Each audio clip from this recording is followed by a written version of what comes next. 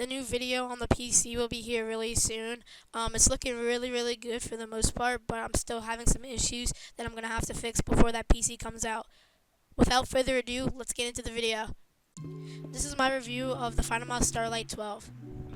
Most of the things I say about this mouse will also apply to all of the new Finalmouses. The Finalmouse Starlight 12 comes in a small ambidextrous shape.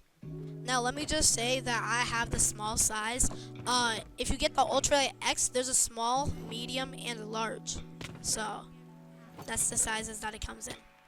The shape itself of the Finalmouse is really similar to a Viper Mini if you guys have ever used that mouse before. I'll actually put a comparison on screen what the Finalmouse and the Viper Mini look like side by side. That might not be the best comparison, but this comparison I can actually do.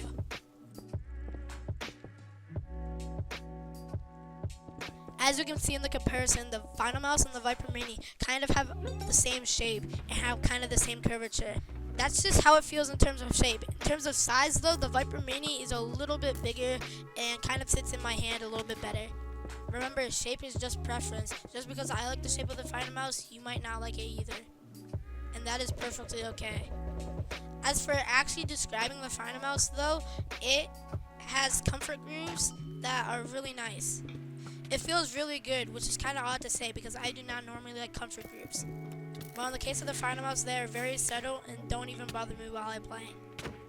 Like, it kind of reminds me of the G Pro Superlight in terms of shape. The Finalmouse in the box also comes with grip tape.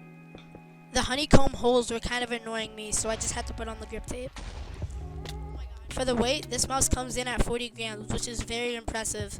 This mouse makes the G Pro Superlight feel heavy, and that is not a heavy mouse by all means. However, on the newer models, it is a little bit lighter. On the new Ultralight X, if you get the small size, it will be 31 grams. If you get the medium size, it will be 35 grams. And if you get the large size, it will be 37 grams, which is crazy. The large is probably about size of a G Pro Superlight.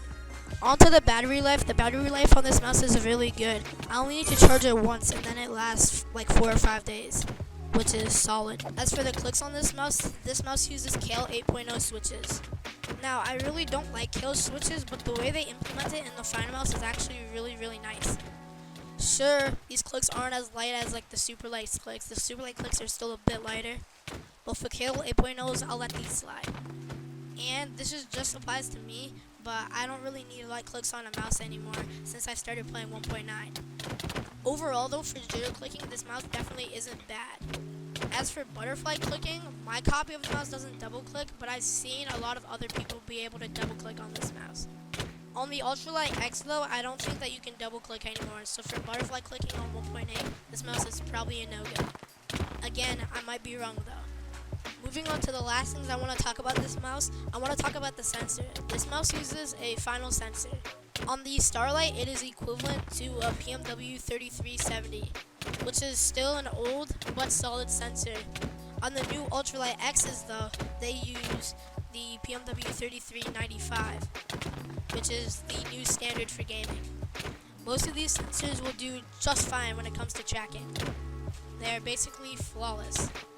The Finalmouse in general turns out to be about $150 to $250. Really quickly, let me talk about the build quality, and the build quality on this mouse is solid.